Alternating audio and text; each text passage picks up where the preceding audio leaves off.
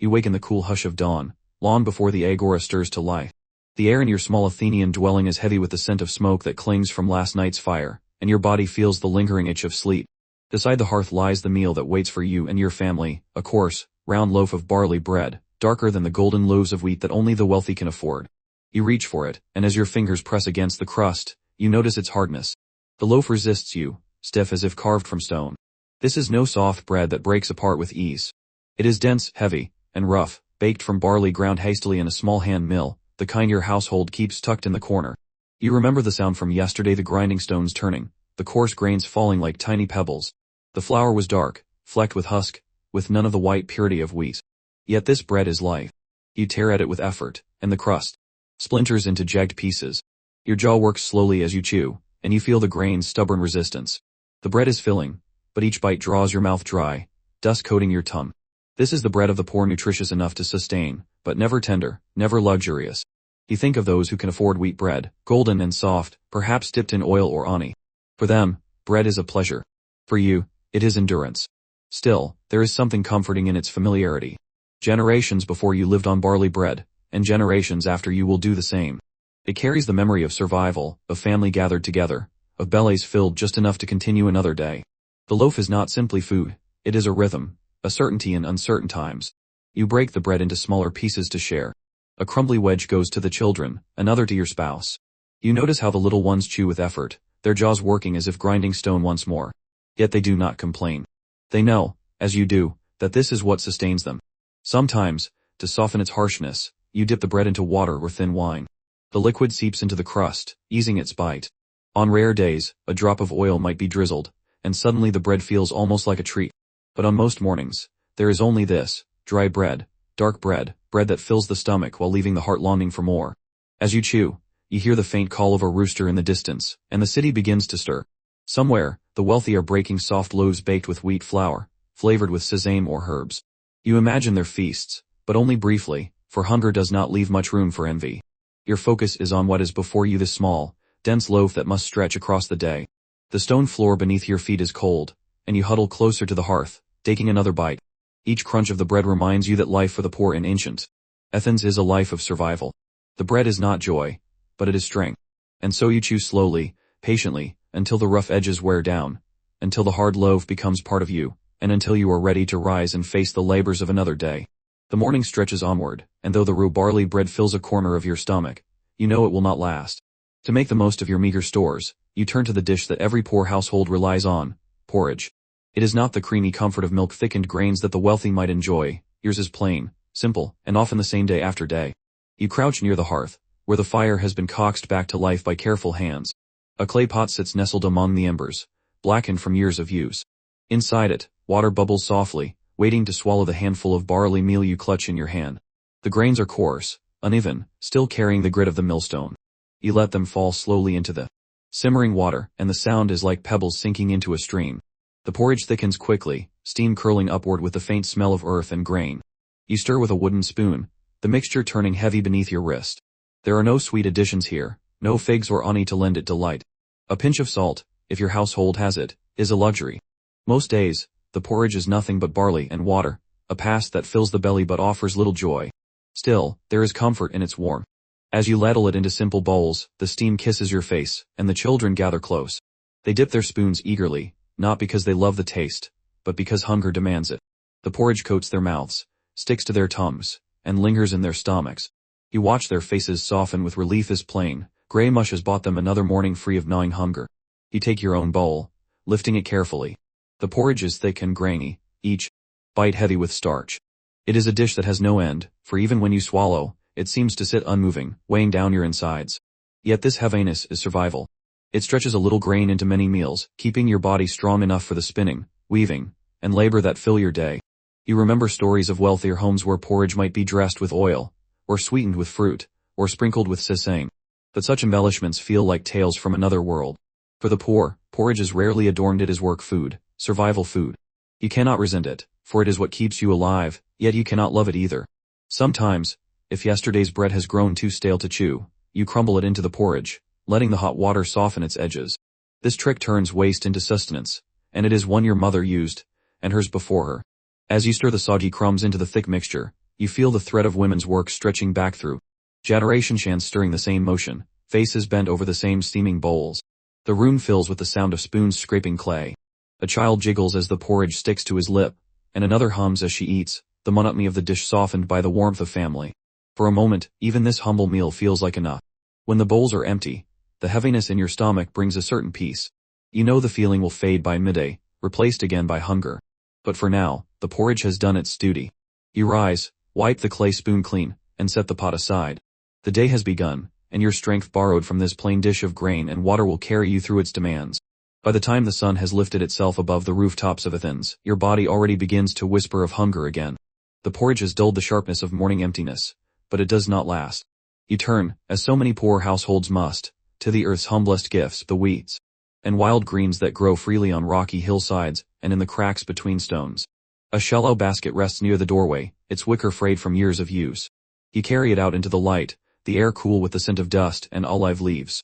Beyond the courtyard, in patches of wild growth, you kneel to the ground.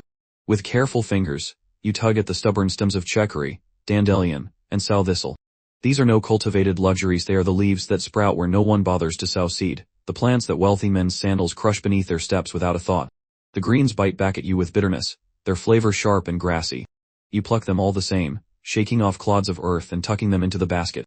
The work is quiet, repetitive. Birds call faintly above you, and in the distance you hear the voices of men moving toward the agora. Your place is here, searching low to the soil, gathering what nature offers to those who cannot afford more. Back at the hearth, you rinse the leaves in a clay bowl, water darkening as the dirt swirls away. You tear the stems with your hands, dropping the ragged pieces into a small pot where water has begun to simmer. Soon, the room fills with a faint, herbal aroma, not pleasant, but not unwelcome either. If there is a drizzle of olive oil in the household, you add it sparingly, just enough to soften the harsh edge. If not, the greens must be endured as they are.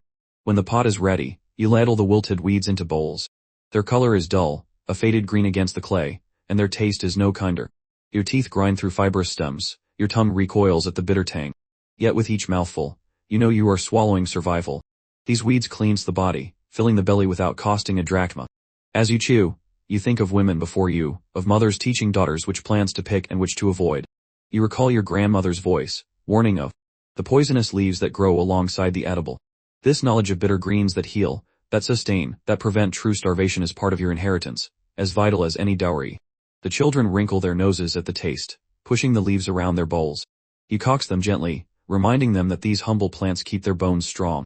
They nibble reluctantly, frowning, yet they eat. Hunger is its own teacher, and even bitter weeds can become a comfort when the stomach begs for food. When the bowls are empty, the flavor lingers unpleasantly on your tongue, but your stomach feels steadier. You stack the clay bowls carefully and set the pot aside. Tomorrow you will return to the hillsides, basket in hand, gathering again from the earth's overlooked corners. It is not a meal to delight or impress. It is not a feast to boast of. But it is enough. And in a life shaped by poverty, enough is a kind of grace. By midday, the air presses down on you with its weight. Warm and still, and your lips dry quickly from the dust that hangs over the street. Thirst is constant in this life, but water alone is rarely trusted. Wells may be foul, cisterns stagnant, and even fresh springs carry their own risks. So you reach, as generations before you have done, for the clay jug that holds wine, the drink of the Greeks, yet not in the form that poets praise.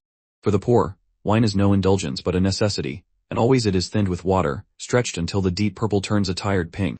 You lift the jug carefully, its rim chipped, and pour a measure into a cup. From another vessel, you add cool water. The scent of grapes rises faintly though dulled, and when you sip it, the taste is more water than wine. Yet it is safer than plain water, its sour edge cleansing the mouth. You pass the cup to the other's children, neighbors, an elderly aunt, each taking a swallow before handing it back. The clay feels rough, the liquid thin, but in a city where the heat and dust never seem to relent, this humble mixture sustains. On the hearth, a pot simmers with what you might call broth. The term suggests comfort, but here it means water clouded by whatever scraps remain from yesterday's meal, a bone stripped bare of its meat, onion skins, a pinch of barley husk. You stir it gently with a wooden spoon, coaxing flavor from what little you have. The steam rises, carrying with it a scent that is faint but familiar, promising at least warmth to the belly. When it is ready, you ladle the broth into small bowls. The liquid is almost clear, dotted with a film of oil if fortune allows. A child leans eagerly over the bowl, slurping quickly, chasing the rare softened barley grains that sink to the bottom. Another chews noisily on the boiled rind of onion, its sharpness muted by long cooking. For you, each mouthful is more ritual than feast. Sip, Swallow, feel the warmth spread. Hunger remains, but it quiets its loudest complaints. This broth is never wasted.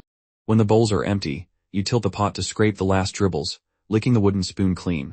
Tomorrow you will do the same, perhaps with different scraps, wild greens boiled to a pulp, or the end of a carrot bought cheap at the market.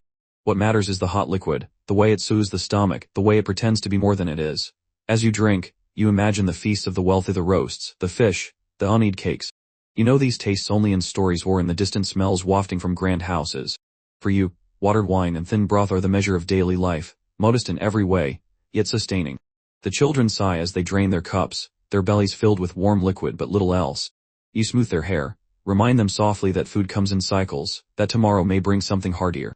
For now, the day continues with work still to be done, and your body, though not sated, is steadied. This is survival, not celebration. But survival, in the harsh world of poverty, is its own kind of feast. The afternoon wears on, and with it the slow burn of hunger returns. Your belly, warmed briefly by broth, now calls again. What greets you is not wheat, golden and plentiful, but barley, the grain of the poor. Where the wealthy eat soft loaves of wheaten bread, you take up barley meal, coarse and gray, ground from a stone mill that leaves bits of husk gritty against the tongue. In a small wooden bowl, you mix the meal with water, kneading it into a rough paste. The duff is heavy in your hands, dense, refusing to rise, for yeast is a luxury and barley does not swell as wheat does. You pat it into flat rounds and lay them on the hearthstone, where the heat of the embers bakes them slowly. The smell is earthy, sharp, more like soil than sweetness, but it is the scent of survival. When the cakes are ready, you break one apart. The crust crumbles in your fingers, scattering dust and crumbs onto the floor. Inside, it is tough, dry, filling without joy. A child chews dutifully, teeth working against the hardness. You watch their jaw tighten with effort, then soften as they swallow. Bread should delight, you think, but here it is only duty. Still, every crumb matters. Nothing is discarded. When a piece falls, you bend quickly to scoop it back, brushing away the dirt with your hand before placing it into a bowl. The smallest fragments are saved for tomorrow, perhaps to be mixed with water into a mush, or crumbled into the thin broth for added weight. To waste food is to court hunger, and hunger is always waiting. You remember stories told by elder show in leaner years even these cakes were scarce. Families chewed on boiled grass on roots pulled from ditches, while barley fetched a price too high for the poor. In such times, a stale barley cake became treasure, passed carefully from one mouth to another, softened with water until it could be swallowed by the weakest. At the table, your neighbor arrives. A widow with 2 small children. She brings a handful of stale crumbs wrapped in linen, all she can offer, and lays them gently before you. In return, you break one of your fresh cakes in half, pressing it into her palm. Neither of you gains much, yet in this sharing there is dignity, a reminder that poverty is endured together, not alone. You sit quietly as the crumbs are eaten, the children licking their fingers to catch the last dusty traces. Outside, the sounds of the city drift in, merchants shouting prices, sandals scuffing in the dirt, the clatter of carts over stone. Somewhere, a baker's stall sends out the smell of soft white bread, carried on the wind, taunting you with a feast you will never taste. Still, as you gather the empty bowls and brush the crumbs into a jar for keeping, you feel a small satisfaction. These humble cakes, though coarse and wearing, keep you upright, able to work, able to care for those around you. In the narrow space between plenty and famine, barley is your anchor, dry and plain but faithful. This is the bread of the poor in ancient Greece, more stone than cloud, more burden than blessing, yet always there when little else could be. The sun rises higher, and with it the work of the day gathers pace. Yet hunger is not easily ignored, and so you turn to what nature offers freely. In the fields beyond the city walls, in cracks between stones, along the edges of olive groves, wild greens sprout in quiet abundance. To the wealthy, they are weeds, to you, they are salvation. You step outside with a small woven basket. The earth smells of dust and olive leaves, the morning air still cool but sharpening as the sun climbs. Stooping low, you begin to gather hoard wild greens of many kinds, dandelion leaves, sorrel, chicory, fennel fronds, and purslane creeping along the ground.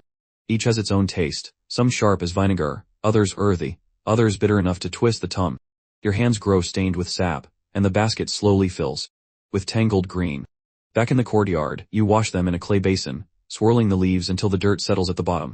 Water is precious, and so you pour the cloudy rinse onto a fig tree, never wasting a drop. Then, over the fire, you boil the leaves down.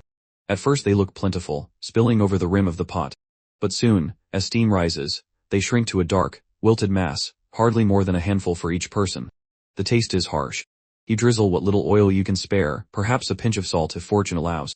Without such touches, the bitterness is almost too much, making even children scowl. Yet bitterness has its place. The old women say these herbs keep the body strong, that they purge and cleanse, that the gods place them here for the poor to endure by. As you eat, you think of the seasons. In spring, the fields are generous, full of tender shoots and young leaves, easy to pluck.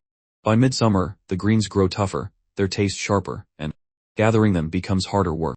Winter is cruelest, then you must dig for roots, or dry greens in summer and store them for lean days. Even in plenty, hunger never feels far away. Sometimes you recall stories of feasts, where noble tables grown with roasted meats, sweet figs, and honey cakes. The laughter of men, the songs of poets, the glint of wine poured into silver cups. And then you glance at the small clay bowl in your hand, filled with dark greens glistening faintly with oil, and you smile wryly. For you, the feast is here, in this humble portion, eaten on a wooden bench while sparrows peck for stray crumbs nearby. Yet there is a quiet dignity in this. To live from what the earth gives, to survive by bending low and knowing where to look, is a kind of wisdom. Your grandmother taught you which plants to pick, which to avoid, which roots could be chewed in desperation, and you pass this knowledge to children, who one day will bend low as you do. And so you eat the bitter greens, their taste sharp against your tongue, their warmth filling your belly in small measure. You swallow, grimace, and swallow again, reminding yourself that life is sustained not by feasts, but by the humble gifts of field and hedge. For the poor of Greece, survival often wore the face of bitterness, but bitterness, too, could keep you alive. By midday the sun burns fiercely on the tiles of your roof, and the work of the morning leaves you weary. Once again your thoughts turn to food, and once again the choices are meager. In the corner of your home, stacked neatly in clay jars sealed with wax, lies what has carried your family through so many hungry days, olives. The olive tree is the gift of Athena, or so the old stories tell. And while the wealthy might crush the fruit for oil, using it in lamps, perfumes, and fine cooking, for the poor the olives themselves are often the meal. Black or green, wrinkled from curing, sometimes soaked in brine until their salt stings the tongue. This is food you can count on. You open a jar, and the smell of sharp brine rises. Your fingers dip in, pulling out a handful slick with oil and salt.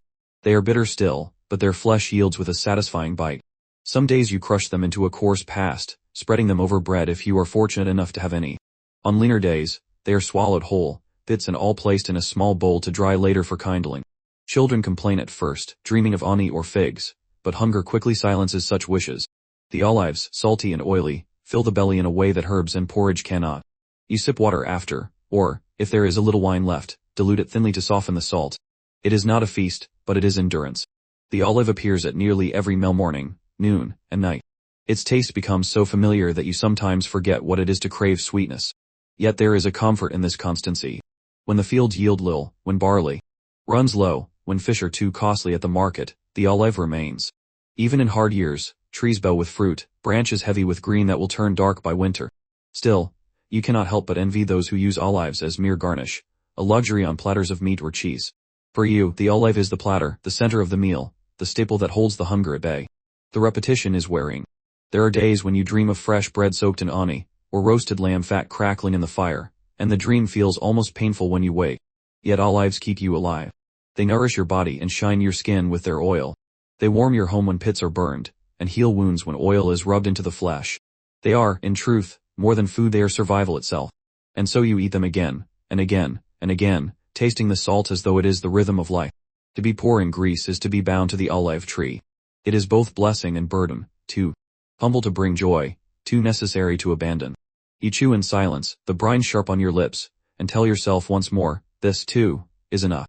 By late afternoon, when the work of the day weighs heavy and your body longs for rest, you find yourself again turning to food, though there is little variety.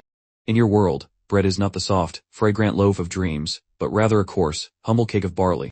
Wheat is for the rich, its flour too costly to purchase often, but barley dark, dense, and plentiful the grain of the poor. You take what is left from the earthen jar where you keep the ground barley meal, its texture rough and almost gritty between your fingers. A little water, a pinch of salt if you have it, sometimes a splash of oil if fortune is kind, and you knead it into a dough. There is no yeast to lift it high, no fine sifting to make it soft. Instead, you shape it flat, thin as your palm, and lay it on a hot stone near the fire. The smell is not sweet but sharp, almost earthy. As it bakes, it hardens at the edges, and when you pull it away from the heat, the surface is darkened and uneven. Biting into it, your teeth meet resistance. The texture is coarse, and the taste is plain, almost bitter compared to the lightness of wheat bread you sometimes glimpse at market stalls. Yet it fills you. Slowly, steadily, it anchors the hollow in your stomach. Sometimes, if there is a little oil, you smear it over the surface, softening the dryness. On lucky days, perhaps a few olives or herbs are crushed into the dough before baking, adding small sparks of flavor. More often, though, it is simply the cake itself, eaten in silence, its crumbs falling onto your lap. Barley cakes are not just food, but a rhythm of life. They are eaten on the road by laborers, at the hearth by children, in the fields by shepherds. They do not delight, but they endure.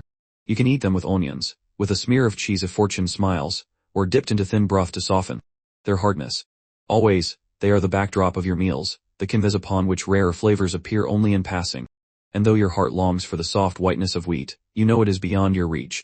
Wheat is a harvest measured in coin and privilege, stored in tall jars and guarded for those who can afford to feast. Your barley, though humble, is what stands between your hunger and despair. As you chew, you remind yourself that the same barley cakes have been eaten by countless others before you, soldiers on campaign, farmers in the field, even philosophers in their schools. There is a kinship in this, a shared endurance across time and place. Each bite links you to generations who, like you, live not with plenty but with persistence. And so the rough bread sustains you. It is not joy, nor is it festivity. But it is survival, day after day, each cake a small bulwark against hunger. The taste of barley lingers, dry and unyielding, but in that very hardness lies your strength. Now and then, when fortune bends gently in your favor, you are given a taste of something richer than the coarse barley cakes or the sharp bite of onions. Goat cheese crumbled, sharp, and white arrives like a small blessing in your household. It does not appear often, for goats themselves must be kept, fed, and tended, and even when a family has access to them, much of their milk must go toward feeding children or making butter for trade. Yet when a piece of cheese comes into your hands, it feels almost like a feast. The texture is firm but crumbles easily between your fingers, leaving a faint trace of creaminess that softens the dryness of bread. The smell is pungent, earthy, a reminder of the animal from which it came. When you set a small piece upon a barley cake, the flavors mingle, the bitterness of the grain softened by the tang of the cheese, a contrast that delights even in its simplicity. For poorer households like yours, cheese is often obtained not by keeping goats, but by barter. Perhaps you have traded a small bundle of herbs, or a few hours of labor, for a small wedge wrapped in cloth. On some days, it comes as a shared kindness, passed from neighbor to neighbor, for in hard times generosity is often the only wealth people can afford to show. You savor each bite slowly. Goat cheese carries a richness rare in your daily meals that lingers on your tongue, unlike the quick bite of vegetables or the plain chew of bread. Sometimes you mix it into a thin porridge to stretch it farther, its saltiness flavoring the whole pot. Other times, you simply let it stand alone, eaten in silence, each mouthful a reminder of what life might taste like if poverty did not press so close. Children especially look to cheese as a small wonder. Their eyes light when a slice is offered, their mouths eager for the sharp tang. Even your elders, whose teeth may find barley too hard, relish the softness of it.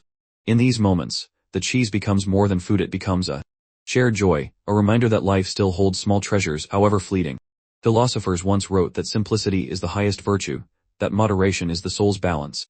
Yet as you taste the goat cheese, you cannot help but think of those who dine often on meats, honey cakes, and wheat bread, who never learn to treasure something so small. To you, this fragment of cheese is not moderation, it is indulgence, a glimpse of richness in a world where your table is often bare. When the cheese is gone, you fold away the cloth, savoring the scent left behind. You know it may be many days before you taste it again. But for tonight, your hunger is eased not only by fullness but by the brief spark of joy such food can kindle. And as you prepare to rest, the memory of that rare tang stays with you, softening the edges of your daily hardship. Goat cheese, for you, is not simply nourishment. It is a reminder that even the poorest life can hold flashes of delight, brief, fleeting, but deeply cherished. When your cupboard is nearly empty, and the barley has been measured out with careful hands, it is to the earth itself that you turn. Herbs and wild greens become the quiet companions of your meal, small handfuls of freshness gathered from the garden or plucked from the hillsides that rise beyond the city. They are not luxuries, nor are they often considered food in their own right, yet for you, they bring color, variety, and even healing to an otherwise plain diet. In your small courtyard, a few clay pots hold sprigs of mint, thyme, and sage. These herbs thrive even in poor soil, needing little care beyond water and sun. When you cut a few leaves, the air fills with their sharp perfumes, mint's cooling sharpness, thyme's resinous strength, sage's earthy whisper. These plants flavor your stews when onions or garlic alone would taste too harsh, and they also ease your ailments. A mint infusion soothes a restless stomach, while sage, boiled in water, can calm a cough. But most of what you eat comes not from pots, but from the land beyond your walls. You walk with a basket, searching the edges of fields, the rocky slopes, and even the cracks between stones where hardy plants push their way toward the light. Dandelion greens, bitter but nourishing, are gathered in bunches. Purslane, with its small fleshy leaves, adds a gentle tartness. Nettle, though it stings your fingers, becomes soft and rich when cooked in a pot. Chickweed, wild leeks, fennel stalks all are pulled, washed, and laid into the basket until the scent of earth and green clings to your skin. There is no shame in foraging. Even those who are not poor have baskets of wild greens on their tables, though they may serve them alongside lamb or onied pastries. For you, however, they are not a side dish, they are the meal itself. When stewed with onions, they become a filling broth. When tossed with oil and barley, they create a rustic salad. In times of true hunger, greens alone can carry you through, though your belly may grow restless again before the night ends. Children groan at the bitterness, but you hush them gently. This is the flavor of life, you say, reminding them that these leaves have kept families alive for generations. You teach them which herbs heal cuts, which stems can be brewed into teas, and which leaves to avoid lest sickness follow. It is knowledge passed from mother to daughter, grandmother to child, a lineage as precious as any gold inheritance. And sometimes, in the early spring, when the rains have passed and the hills glow with tender shoots, the gathering becomes almost joyful. Women laugh together as they pluck armfuls of greens, their chatter carrying across the fields. The baskets fill quickly, and for a few days at least, meals are fresh and abundant. The taste of young wild greens is sharp but alive, a reminder that even poverty cannot strip you entirely of nature's gifts. At night, when the herbs have been chopped and mixed with oil, you sit by the small fire. The fragrance of them lingers on your hands, and as you eat, you feel nourished not just in body but in spirit. These humble greens, drawn from cracks in stone and corners of soil, remind you that survival is not always about plenty. It is about learning to find sustenance where others may not see it, to transform the simplest of leaves into the food of endurance. For in the end, the earth provides, even for those with the least. And in every bitter bite of wild herbs, you taste the strength of those who came before you, those who bent down to the soil, gathered what it offered, and lived to tell of it. When your table is bare and hunger is sharp in your belly, you learn to stretch every crumb, every drop, into something that feels like a meal. Thin soups, watery broths scented with herbs, or the faint ghost of beans become your way of tricking the stomach into believing it has been fed. A handful of lentils, boiled until they almost dissolve, creates a broth, cloudy with starch. A single onion, simmered slowly, lends sweetness to a pot that otherwise holds nothing but water and salt. The poor cannot afford the heavy, rich stews of the wealthy, filled with meat, oil, and spices from abroad. But water, always water, is free. With water you transform scraps into sustenance. You drop wilted greens into the pot, and their bitterness softens with the boil. You add a fragment of barley bread, letting it disintegrate until the soup thickens ever so slightly. You stir and wait, though there is little to wait for. The pot simmers, the steam rises, and the smell of warmth itself feels like nourishment. Wine, too, is never drunk pure. The Greeks consider it barbaric to do so. For you, it is not only custom but necessity. Pure wine is precious, costly, and strong. So you take the thin earthen cup, fill it mostly with water, and pour in just enough of the dark liquid to tint it red. The taste is gentle, diluted, almost like flavored water, but it carries the memory of the vineyard, the sun, the vine. To drink wine in this way is to participate in a culture that stretches back through centuries, yet for the poor it is also a way of making a little last longer. On days when the cupboard is truly empty, the soup pot becomes a symbol of hope. A child peers into the steaming clay vessel and asks, "What is there?" And though you know it is little more than flavored water, you say, "There is supper." You ladle it into bowls, thin as it is, and watch as they blow gently on the steam, sipping as though it were a feast. Hunger is soothed, if only for a time. There are moments, too, when soup becomes a gathering. Neighbors share what scraps they have. One brings a sprig of thyme, another half an onion, another a pinch of salt. Together, these small gifts make a pot that is richer than any single family could afford. Around the hearth, bowls are passed, spoons clink, and laughter rises, thin but real. Poverty, shared, feels lighter when the soup stretches far enough for everyone. Sometimes, a drop of oil is added, and it glistens on the surface like golden jewels. Those are rare days, when the harvest has been kind or a neighbor generous. But more often, the soup remains bare. It is not about flavor, it is about survival. You sip, and your stomach relaxes slightly, tricked by warmth and water into thinking it has been satisfied. The watered wine, taken alongside, is more than drink. It is ritual. You lift the cup as your father did, as your grandmother did. The pale red swirl carries both dignity and humility. It reminds you that even in want, you are part of something larger, part of a city, a people, a long tradition that has survived wars, famines, and endless lean years. And so, as the fire fades low and the bowls are set aside, you feel grateful for what little you have. Thin soup and watered wine are not luxuries, not even comfort, but they are enough to carry you through another night. Enough to give strength for one more day of toil. Enough to remind you that the human spirit does not feed only on food, but on resilience, on endurance, and on the quiet hope that tomorrow the pot may be just a little fuller. When life leaves you little, you learn not to waste. Every scrap, every crust, every wilted green is carried carefully into the next day. The poor cannot afford to be careless with food, for each fragment has potential. What the wealthy might toss aside, a hardened heel of bread, a bone scraped bare of meat, A pot's burned crust you see instead as tomorrow's meal. A loaf of barley bread grows stale quickly, turning hard as stone after a single night. But you do not throw it away. Instead, you soften it with water or broth, crumbling it into thin soups or steeping it in oil when oil can be spared. Sometimes it is rubbed with garlic or dipped into wine, turning dryness into nourishment. Children gnaw at these softened pieces, chewing slowly as if savoring a delicacy. Bones, even when stripped of flesh, are treasures.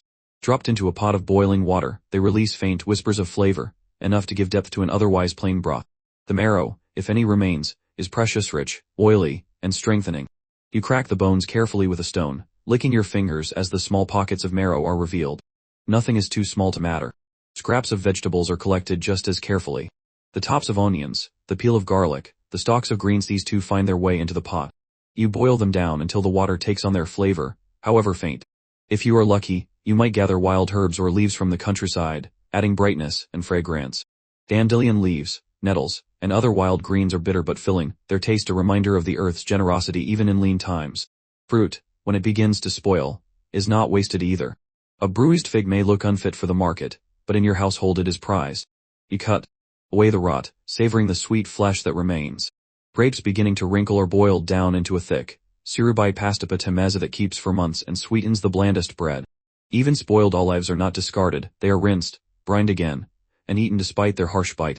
Hunger softens judgment, and what once seemed unworthy becomes a gift. Leftovers are never left to chance. A pot of soup cooked in the evening is covered and reheated the next day, its flavors deepened by time. Bread crumbs are gathered carefully, saved to sprinkle over vegetables or stirred into porridge for texture. A scrap of cheese, though rare, is grated into fine dust to stretch across many mouths. Each fragment becomes a piece of survival, a puzzle of resourcefulness you solve anew every day. Foraging provides another layer of resilience. In the scrublands around Athens or the rocky slopes beyond the city, families search for anything edible. Wild chicory, fennel fronds, and thistles are gathered, boiled, and eaten with bread. Mushrooms are collected with caution, passed down knowledge guiding which are safe. Children return with handfuls of acorns or chestnuts, roasted until their starch fills the belly. The countryside becomes a second pantry, if you know how to read it. Sometimes you find yourself grateful for what others overlook. The market sellers discard wilted vegetables, bruised fruit, or fish too small to sell. If you arrive at the right time, you may gather these remnants, filling your basket with what is unwanted yet still edible. Pride falters in the face of hunger, and so you carry home what you can, head bowed but heart thankful. It is in these moments, scraping pots, softening stale bread, chewing bitter leaves, that you realize survival is an art. It requires memory, patience, and imagination. You think of your mother's hands teaching you how to crumble bread into broth, of your grandmother showing you which weeds to pull from the roadside. These scraps are more than food, they are lessons in resilience, woven across generations. As night falls and you sit with your family around a humble meal of reheated soup, wilted greens, and softened bread, you do not see poverty in the bowl before you. You see endurance. You see the will to live carried in every fragment, every odd scrap turned into sustenance. In the silence of your home, with the faint glow of the hearth lighting the bowls, you know that tomorrow you will do the same again. And though hunger never leaves entirely, neither does hope. Even the poorest homes knew that life was not meant to be only toil and scraps. There were days when the rhythm of hunger was interrupted, festivals, holy days, weddings, or simple gatherings that pulled neighbors together. On these occasions, food transformed from bare survival into a shared joy. Though what you laid upon the table might still be modest, it carried a weight of meaning that made it taste richer. The calendar of the Greeks was dotted with festivals tied to gods and seasons. Even for the poor, these were moments when work paused and households gathered. The Panathenaic festival in Athens, for example, celebrated Athena with processions and sacrifices. Though the great feasts were meant for the wealthy and priests, ordinary people might receive a portion of the sacrificial meat. A single slice of roasted beef or lamb, handed down after a ritual, could feel like a divine gift. The smell of roasting flesh in the city square drifted even into poor homes, and if fortune favored you, your family shared in the bounty. Weddings and births also broke the monotony of poor diets. Neighbors contributed what they could: barley loaves, olives, figs, or a jar of wine. These pooled offerings formed a table where everyone, rich or poor, might eat together. You remember sitting in a courtyard, the air buzzing with laughter, while bowls of lentil stew and bread were passed from hand to hand. Even if the stew was thin, the presence of many voices, many hands dipping into the same pot, made the food feel abundant. Festivals often meant special foods that were otherwise rare. Honey cakes, small and sweet, appeared on holy days, their golden crust glistening in the light. Children squealed as they were given these treats, savoring the sticky sweetness. Roasted chestnuts or walnuts, shared from one hand to another, filled the air with the fragrance of warmth. On Dionysian days, diluted wine flowed more freely, and songs rose into the night. Even the poorest might allow themselves to drink a little more, laughing until their heads swam. Sometimes festive meals were communal out of necessity. When crops failed or famine loomed, people relied on each other. One family brought greens, another contributed oil, a third offered a few onions. Together, these scraps became a large pot of soup, shared among many. You might sit shoulder to shoulder with your neighbors, wooden spoons in hand, taking turns dipping into the pot. It was not extravagancy, it was survival turned communal celebration, a moment when hunger softened in the presence of fellowship. For the poor, celebration was as much about spirit as about abundance. You remember sitting on woven mats while elders told stories of gods and heroes. Children played at the edge of the courtyard, their hands sticky with fruit. The women's voices rose in song, the rhythm familiar and soothing. Even when food was meager, laughter was plentiful, and the bonds of kinship were fed as surely as the body. In those hours, you forgot the gnaw of hunger. You forgot the thinness of the bread or the bitterness of the greens. Instead, you tasted joy itself woven into the uneaten crumb of a cake, the sip of wine shared with a neighbor, the warmth of a fire that lit the night. These moments taught you that while poverty starves the belly, community feeds the soul. And when the feast ended and you returned to your daily ration of bread and broth, the memory lingered. The echo of laughter, the sweetness of honey on your tongue, the warmth of shared samve carried you through lean days. For in the poorest homes, festivals were not simply about food, they were about remembering that life was more than survival, that joy could be found even in scarcity, and that together, people could make a feast out of little. Hunger was never far away in the life of the poor. A failed harvest, a sudden storm that ruined the barley fields, or a war that blocked trade routes could bring whole cities to the edge of famine. For those with little, these moments were felt most sharply. You lived day to day on bread and porridge, and when the grain ran short, your meals grew thinner until even the sound of your own stomach seemed to echo in the silence of the home. The first sign of scarcity was always the bread. In better days, you ate it daily, sometimes coarse, sometimes sour, but filling. Yet when grain supplies dwindled, the loaf shrank, its texture rougher than ever. Barley husks were ground in with the flour, leaving grit between your teeth. Sometimes acorns, chestnut flour, or even ground bean pods were added, their bitterness hard to mask. You chewed longer, trying to pretend it was still bread, but your tongue knew the truth. This was survival, not nourishment. During famine years, people turned to what grew wild. You walked into the hills, basket in hand, searching for dandelion leaves, nettles, or sorrel. Bitter greens filled your pot, boiled until soft, seasoned only with a trickle of oil or a pinch of salt if you had any left. In desperate moments, you might eat roots dug from the earth, hard, woody, slow to soften. Some families roasted acorns, leaching them of their harsh tannins to make a bitter meal. Others gathered pine nuts, mushrooms, or figs dried from the summer before, but these were never enough. Stories spread of the poorest boiling leather scraps or gnawing on bones already stripped of meat. Though such tales were spoken in hushed tones, you knew they carried a seed of truth. When the market stood empty, and neighbors' faces grew gaunt, no one could afford to waste anything. Even the husks from wine presses, sticky with residue, might be boiled into a thin gruel. Hunger forced invention, though its results were rarely pleasant. Children suffered most. Their bellies swelled with malnutrition, their cries at night a reminder that a mother's love could not fill an empty stomach. You remember trying to hush them with lullabies, pressing a warm cloth to their lips as if the comfort could trick them into sleep. Sometimes you saved the last crust for them, pretending you were not hungry, though your hands trembled with weakness. Famine also shifted the rhythms of the community. Neighbors leaned on one another more than ever. A household with a little oil might trade with another that had onions or lentils. A pot of thin stew was stretched among many, each person dipping in, careful to take no more than their share. Hunger could spark quarrels, yet it also bound people together, for survival was rarely possible alone. The wealthy fared better, their storerooms carrying grain bought at high prices. But even their tables grew simpler in famine years. For the poor, however, scarcity pressed deeper. You learned to live with the gnawing itch in your belly, to measure out each handful of grain as if it were gold. You learned patience, endurance, and resignation. Hunger taught you to move slower, to rest often, to save your strength for the tasks that could not be avoided. And still, famine was never entirely without hope. The seasons turned, the rains came, and eventually the fields grew green again. A new harvest always promised relief, even if temporary. That first loaf of fresh bread, baked after a famine, carried with it a joy so sharp it almost felt like pain. You tore into it with reverence, the steam rising like incense, a reminder that hunger, however fierce, was not eternal. Through these cycles, you discovered resilience. You learned that the body can endure more than the mind believes. You discovered that community can soften the edge of despair, and that faith, whether in the gods, in the earth, or in tomorrow's sunrise, was as essential to survival as bread itself. In the end, food was never only about hunger. For the poor in ancient Greece, what you ate, and how you ate it, carried meanings that reached far beyond the table. Each humble meal reminded you of your place in the world, your ties to the gods, and your connection to those who came before you. Even the simplest dish of barley porridge held layers of memory and ritual, as if every bite carried both struggle and hope. Bread was more than sustenance, it was life itself. A loaf represented the labor of the fielden, the blessings of Demeter, the patience of women grinding grain, and the care of hands shaping dough. To break bread at the table was to affirm family bonds, even when that bread was coarse and bitter. Sharing it meant that no one ate alone, that each person, however poor, was tied to the next by the same crust and the same hunger.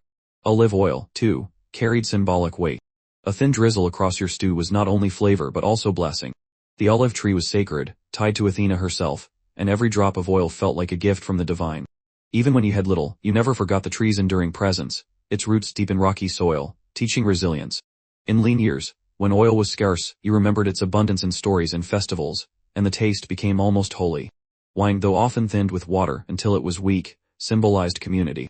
To raise a cupidon one chipped and plain was to echo a tradition as old as the heroes of Homer. For the poor, wine was rarely about drunkenness, it was about connection.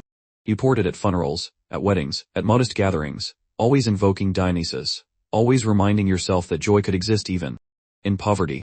A sip could turn survival into celebration. Even the greens and herbs you gathered from the hillsides carried meaning. Bitter chicory or wild garlic tied you to the land in ways richer foods never could. Eating them was a reminder that you lived close to the earth, dependent on its cycles. These wild foods held the memory of your mother and grandmother, who once gathered the same leaves, teaching you which to choose, which to avoid. In this way, food was also inheritance-y thread that wove generations together. There was also a quiet symbolism in fasting or going without. When famine forced you to eat less, it felt like a ritual of endurance, as though the gods were testing you. In these moments, the body became a vessel of patience, a prayer written in flesh. Hunger became a teacher, sharpening humility, reminding you that all mortals, rich and poor, were bound by the same fragile dependence on grain, water, and sun. For the poor, food was often marked by sacrifice.